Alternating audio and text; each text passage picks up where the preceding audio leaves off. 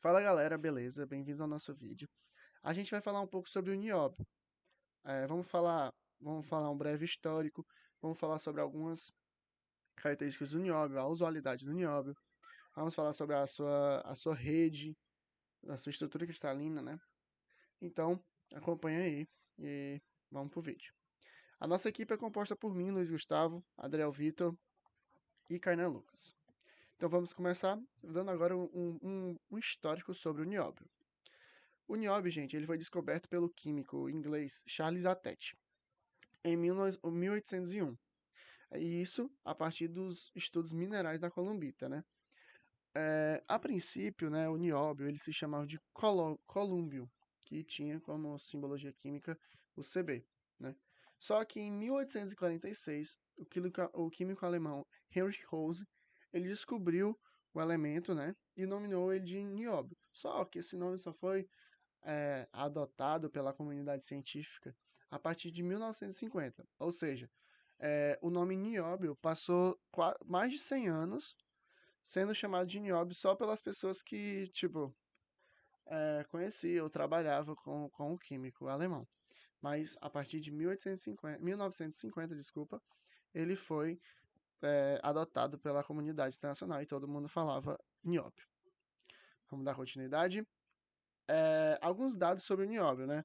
Ele tem estrutura cristalina CCC, que é uma rede cúbica de corpo centrado, né? Que vai ser exposto mais para frente. Ele tem número atômico na tabela periódica 41. Ele tem uma massa atômica de 92,90 e o seu estado a 20 graus Celsius. Ele é sólido e tem como símbolo químico o Nb. Agora vamos falar um pouco sobre o que é estrutura cristalina e falar sobre um pouco da estrutura cristalina do nióbio. Vamos lá. O que é uma rede CCC, né? A rede cúbica de corpo centrado é uma rede cúbica na qual existe um átomo em cada vértice, ó. Está representado aqui, ó, tanto nesses dois desenhos, e também um átomo no centro do cubo. Ou seja, tem um átomo em cada vértice do cubo e também um no centro do cubo, né? E os átomos na rede CCC, eles se tocam ao longo da diagonal, tá? Então, vamos lá. Ele falou aqui que a gente tem um átomo central, né? E átomos nos vértices. O átomo inteiro seria representado essa bola grande aqui, e essas outras bolas seria 1/8 desse átomo maior. Então, aí seria o número de átomos na célula unitária. Seriam o quê? 2, porque era 1/8 dessa daqui, são 8 vezes 1/8, mais um átomo da central, ou seja, 2Na e 8Nc. Show? Agora vamos falar um pouco sobre o fator de empacotamento no CCC, né? Mas antes vamos falar o que é o fator de empacotamento. O fator de empacotamento atômico, ou como o pessoal diz, FeA, é um índice que varia de 0 a 1 e representa a fração do volume de uma célula unitária que corresponde às esferas sólidas, assumindo o modelo de esfera atômica rígida. Ou seja, o FeA é o volume de átomos sobre o volume de célula. O volume de átomos, o que é? É o número de átomos vezes o volume do átomo sobre a área cúbica, né? Que seria a área do cubo. Logo, o número de átomos é igual ao que? O volume é 4 sobre 3 πr ao quadrado. Πr ao cubo. Sobre área ao cubo. Isso na FEA no CCC foram adotados valores x não, foram adotados aqueles valores 2 e 8 e o FEA dá mais ou menos isso daqui, tá bom?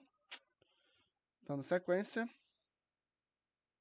Agora a relação entre o A, né, que seria a arestra, e o R do CCC. Isso vai mudar de acordo com a estrutura. Vai ter a relação entre A e R do CFC, vai ter a do CS. Então, vai de acordo com a estrutura que você vai estar utilizando, tá bom? Então, aqui no CCC, o A é igual a 4R, que seria 4 vezes o raio, né? Sobre a raiz quadrada de 3, certo? Isso aqui está representado essa relação. Agora, como é que é o empilhamento de CCC, né?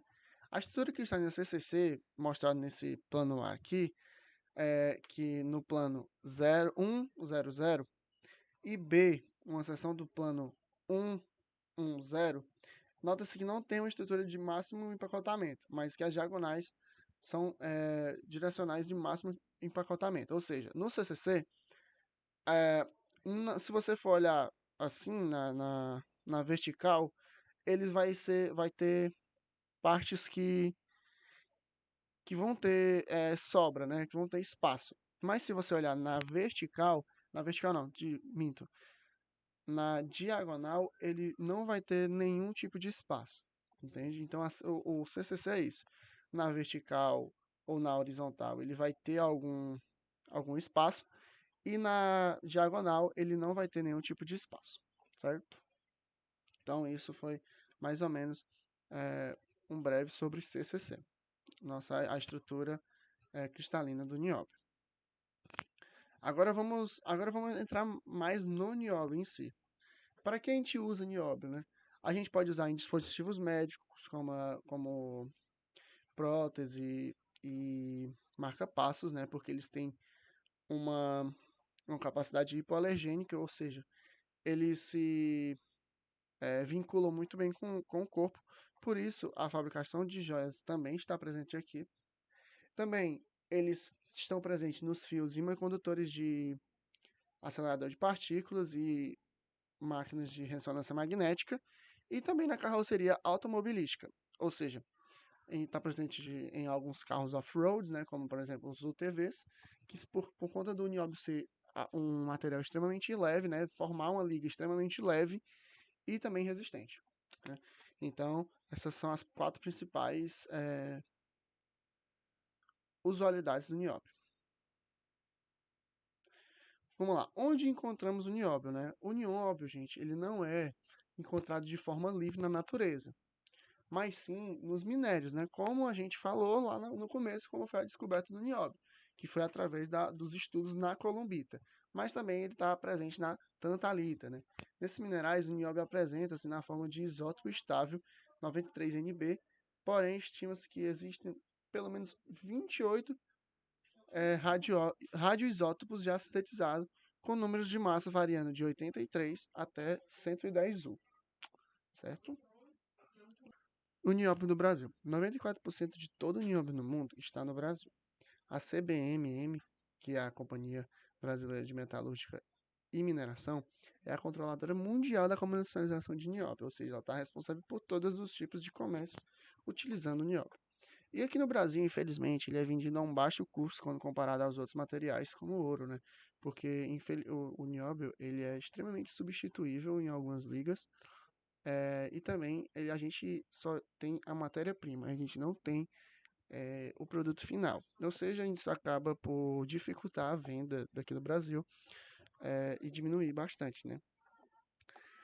Mas é algo a se pensar no futuro, porque o nióbio é um material extremamente rentável e em abundância aqui no Brasil.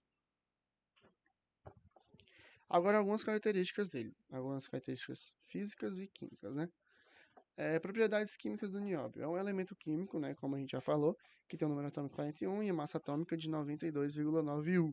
Seu símbolo é Nb e pertence ao quinto período da tabela e ao quinto grupo.